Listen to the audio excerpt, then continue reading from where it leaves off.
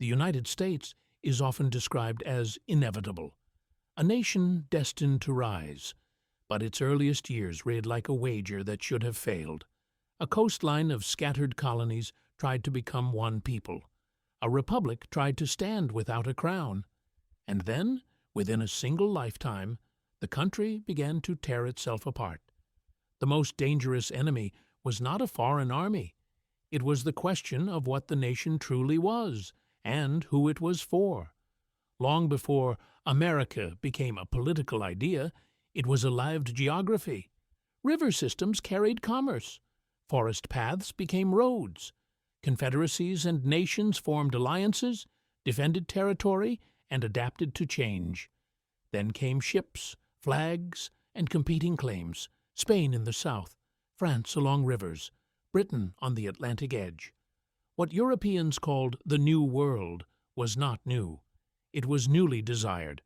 The continent's future would be shaped by what outsiders brought: disease, weapons, religion, and an endless appetite for land. And the first American story was not unity. It was collision. Along the Atlantic, Britain's colonies grew like separate worlds. New England's towns and meeting houses, Virginia's plantations and tidewater estates, ports that traded rum, timber, fish, and human beings. The colonies spoke English, but they did not share a single identity. They argued over taxes, borders, faith, and who held power. And yet, a common habit began to form: self-government in local assemblies, decisions made close to home. When Britain fought to defeat France in North America, victory came with a price. London sought revenue. The colonies felt controlled. The distance across the ocean became more than geography. It became a grievance. Revolution did not begin as a demand for independence. It began as an argument over rights. In Boston, protest turned into spectacle, then into punishment. In taverns and print shops, words became weapons. Pamphlets spread an idea that sounded dangerous even to those who spoke it, that authority could be rejected. When shots cracked at Lexington and Concord, no one could control what followed. War forces clarity. Neutrality becomes a choice. Loyalty becomes a suspicion. In 1776, the break was made official. A declaration was signed, promising equality in language that would haunt the nation for generations. The question was no longer whether Britain would relent. It was whether the rebels could survive at all. Victory in war didn't guarantee a nation in peace. After 1783, the new states behaved like wary neighbors. Under the Articles of Confederation, the central government was deliberately weak. It could not reliably tax. It could not easily enforce decisions. It could not calm the storms of debt, inflation, and unrest. When farmers rose in Massachusetts during Shays' Rebellion, the fear spread faster than the violence. If an armed crowd could defy a state, what would stop states from defying the Union? In Philadelphia, delegates gathered in secrecy. They were not only writing a constitution, they were trying to prevent a collapse that had already begun to feel possible. The Constitution created a stronger center, yet it was built on compromise. Representation was bargained. Federal power was balanced against state authority. And a fatal contradiction was managed, not solved. Slavery was not named directly in the document, but it was present in its machinery. The nation spoke of liberty while counting enslaved people for political power. It promised rights while leaving millions outside the promise. This was not a distant flaw. It was a structural fault line. As new territories opened and new states joined, the question returned again and again: would slavery expand or be contained? The Union endured by postponing the answer until postponement became impossible.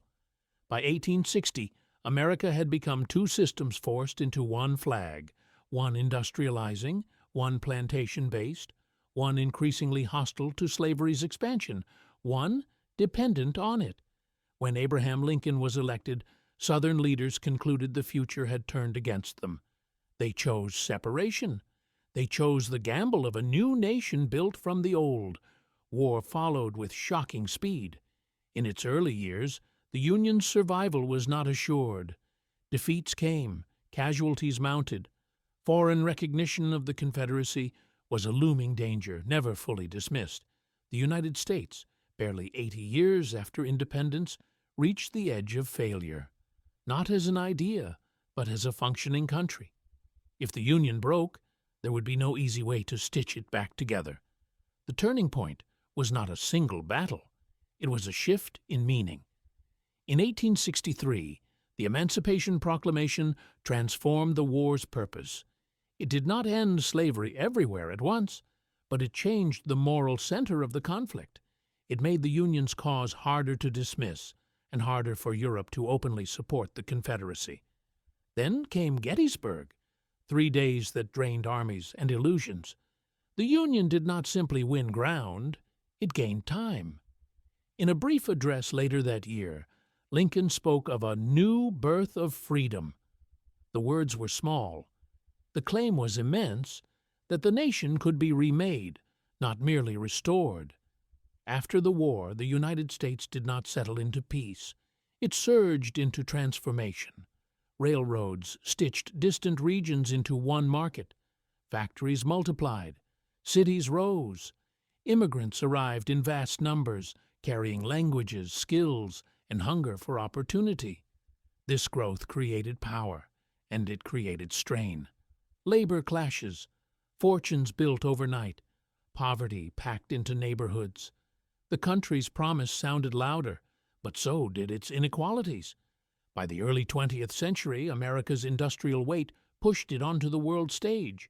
In 2 global wars, the nation mobilized with a scale few believed possible. What began as a fragile union along an ocean became a force shaping distant outcomes. But strength brings responsibility and a new kind of vulnerability. Even a powerful nation can be humbled by forces without armies. In 1929, the stock market fell, and confidence collapsed with it. Banks failed, jobs vanished. Families crossed the country in search of work that did not exist.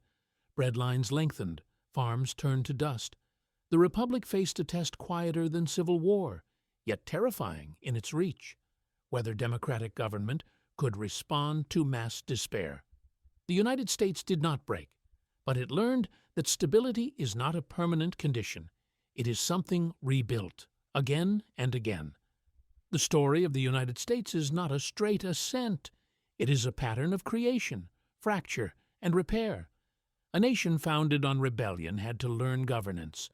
A union formed by compromise had to face the cost of compromise. A republic built on ideals had to decide whether ideals were decoration or obligation. Its near collapse revealed something that triumph often hides: that a country is not only land, laws, or flags. It is a shared decision to remain bound to one another, even when history offers reasons to separate. In that sense, America's defining struggle was never simply to expand. It was to hold.